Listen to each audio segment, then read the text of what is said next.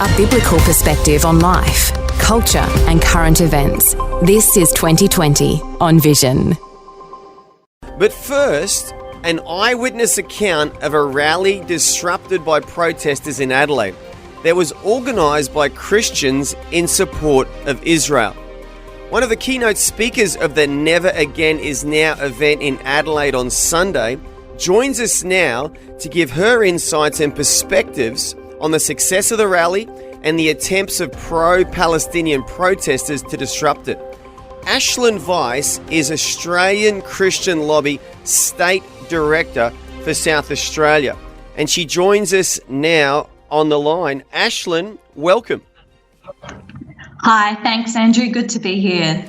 Ashlyn, for those of us who don't live in Adelaide and were not a part of the rally, tell me the story of the rally, how it was organised and who organised it.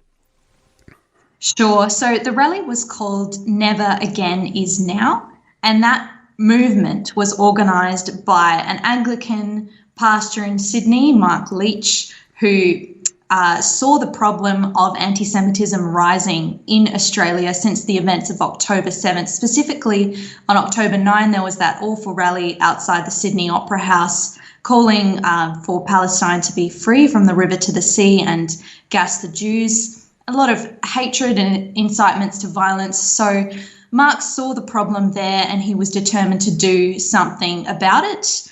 And so Never Again Is Now was inspired by a movement in the UK called Christians Against Anti-Semitism. So he organised a rally in Sydney a couple of weeks ago that was very successful. There was no counter-protest there, thankfully, so they had some really solid speakers like John Anderson, former Deputy Prime Minister, and Scott Morrison. So we organised similarly through Never Again Is Now a rally in Adelaide. We got around 650 South Australians gathered, but unfortunately we did encounter quite a lot of opposition on Sunday. Okay, so this was the second Never Again Now rally in Australia. Are there more rallies planned for other parts of Australia out of interest? There are, yes. So you can follow Never Again Is Now online and you'll see that they're planning to take this around Australia. Excellent. So this was the second one. So in the lead up, was there any indication that there'd be disruption or protests? There certainly was. We were made aware of the counter-protest being organised by a group called Lil Aqsa, and that's headed up by a young lady here in Adelaide. And our confidential media release was embargoed, leaked from the media to organise this. We also experienced this media release was then tampered with and a false location was released for the event. So they were obviously trying to tamper with the organisation of the event to disrupt it and stop people from coming. So hang on, let's stop there, Ashley, in case people missed that. So you released a media release to credible media outlets in just South Australia. Was that Australia-wide you did that? That was not myself. That was South Australia-wide, but it was embargoed. So essentially what happened is they used that to falsely advertise a fake location for the event, and also to reveal the details of some of our key speakers to intimidate them. So some of our speakers were being harassed online prior to the event, which was really unfortunate to see. Yeah, so someone in media has released that press release to outside bodies and organisations and individuals, and that's become something that was weaponised and used against the rally. That's correct, yeah. And what sort of intimidation and threats were made to the speakers prior to the rally even starting? So they were essentially just being bullied and, called a lot of hateful things. There are those who do unfortunately believe that Hamas is legitimate in its aims to destroy Israel and to target Jewish people in the process. And there are those who believe that the existence of Israel itself is itself a racist endeavour. So this was the kind of hate speech that our speakers were targeted with. I wasn't myself, but yeah, look, it did cause quite a ruckus prior to the event, but thankfully SAPOL was really excellent in dealing with all of that. They were all hands on deck on the day on Sunday. there was a heavy police presence there. But unfortunately, they weren't able to stop the protesters from drowning us out with their noise. So it was a very rowdy event. And unfortunately, some members of the Jewish community left that protest before our first speaker had even finished that rally, rather, because of the hatred that they were sort of being exposed to. So the people who were supposed to benefit from the rally and feel a sense of solidarity and a sense of support left the rally early because they felt intimidated by the protesters. Yeah, unfortunately, that's right, Andrew. And look, the sole purpose of this rally was to gather against anti-Semitism as organised by Christians in partnership with the Jewish community. And regardless of your geopolitical views, anti-Semitism isn't okay, and we don't want our Jewish Australians to feel as if they are targets of hatred. Here in Australia, they add value to our society, and being Jewish is an ethnicity, so anti-Semitism is a form of racism. I was at university still last year, and I can vouch that there was a lot of hatred there with protests by the university Marxist group. And I've spoken with Jewish people in Adelaide. One synagogue near me has had to take down their signs and stop accepting new people as a security measure, which is just really sad that that's what it's come to. Yeah, were you surprised at the rally on Sunday at the level of opposition? Did it take you a little bit by surprise? Did you think, oh, that's a Sydney and Melbourne thing, but here in peaceful Adelaide, we don't see that sort of thing? I was a little bit taken aback. Yeah, and also the fact that they didn't stop shouting for the entire event was quite awful. Some of their posters with the classic "From the River to the Sea" slogan, which if taken literally would require the destruction of Israel altogether. So no, it wasn't a pleasant experience, although I think the messages that were spoken from the steps of Parliament from Never Again Is Now was really positive and well received. And those who were able to stick it out and stay for the event, I think certainly experienced a lot of support and love from the Christian community.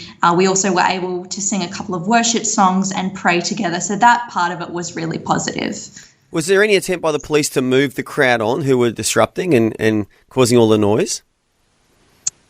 There was discussion of that, and I think the police on the ground would have been willing to do that, except that they did receive a direction not to in the end.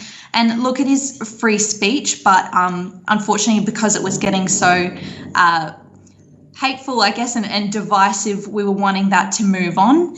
But yeah, it's a bit of a tricky decision to make, because once you start arresting people, if they don't stop, it would just have caused even more disruption. So in the end, we just stuck with it. We trusted that, it was still worth going ahead.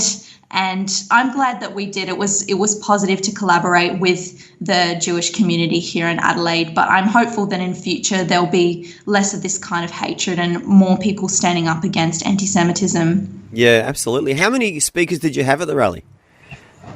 We had 7 speakers, including myself. So I spoke on behalf of the Australian Christian Lobby. The ACL have created a petition in response to the events of last year against anti-Semitism.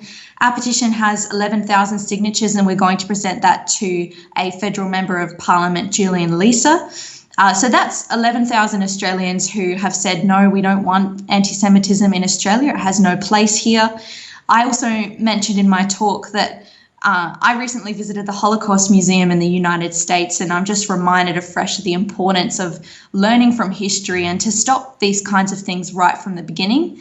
It might not have escalated to something as serious as what happened in World War II, but it's always good to stand up against these things right from the beginning. And the Word of God reminds us to do that in Deuteronomy 4 verse 9. He calls us to be careful and watch ourselves closely that we don't forget these things and don't let them fade in our heart, to teach them to our children, to make sure that our generation learns from prior tragedies in the past. Yeah, it's interesting that you raise history there, Ashlyn, because I've thought a lot about this as well. And obviously during World War II is when the Holocaust happened, but I think the battle was lost in Germany in the 30s when Hitler and his Nazi party started to take power. and started to intimidate and threaten and bully the Jews back then. And I think about this, and I'm sure there were many good Christian, because it would be naive of us to say that every German in, the 1930s was evil. Some of them were Christians, God-fearing Lutherans who believed in Jesus.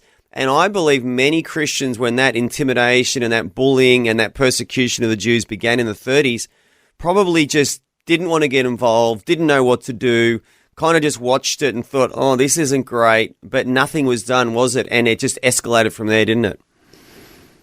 That's right. And I think if there's one thing we can learn from history, it's that no nation radicalizes overnight. These kinds of things, you don't just end up with the gas chambers and the concentration camps all of a sudden. But evil is first tolerated in small portions, and then it's normalized, then it's celebrated, and then it's enforced. So it's really important, especially for the church, Andrew, to stand up against this straight away. And that's a part of our witness as well, is to speak up for those who can't speak for themselves. Absolutely. And the Christian church, I believe, has a great history of doing this, of the civil rights movement in the US.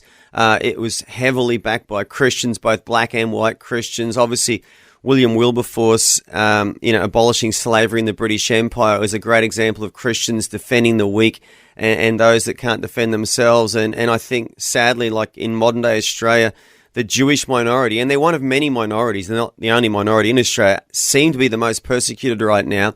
And it really is time, isn't it, for the church to stand up and say, hey, we don't want this in our society. Yeah, absolutely. And the principle of loving your neighbour as yourself, that's a Christian principle, and our nation, Australia, is founded on Judeo-Christian values. And I think a lot of these movements that we're seeing, particularly with the radical left partnering with Hamas right now, is a threat, not firstly to our democratic principles, but to our Judeo-Christian values, which underpin all of that.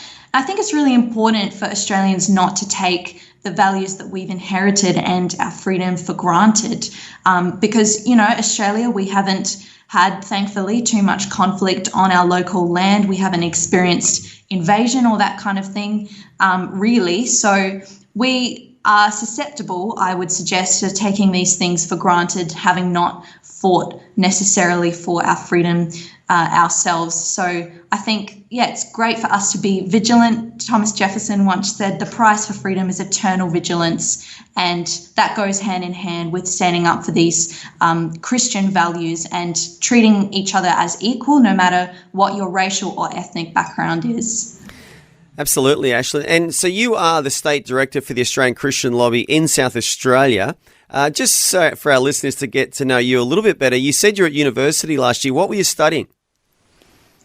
Sure. So I was studying law. I finished my honours in law last year, and that was really my introduction into things like the ACL. I was also working for a federal senator for 4 years during university. So I dipped my toe in the political world while I was studying, and I started using my skills that I was learning at law to make submissions to Parliament on a lot of these issues that were concerning me, things related to the pro-life movement, prostitution, which I was particularly passionate about because I'd been involved in Christian ministry to do with women exiting prostitution. So all of these issues were at the front of my mind when I was studying law, and that's how I became involved with the ACL.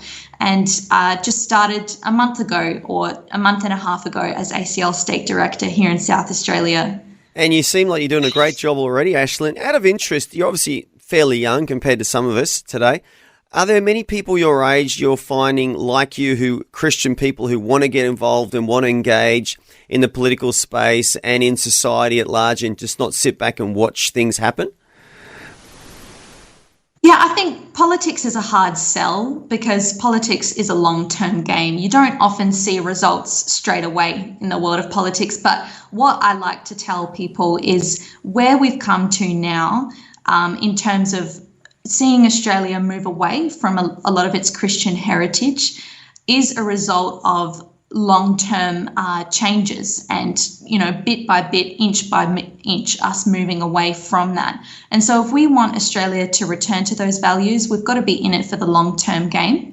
There are, some really committed and dedicated young people that I'm very thankful to know and who are involved in the ACL or similar movements. And my heart is to really bring more young people into that, because we are the next generation. We're the next generation of politicians, business leaders, parents.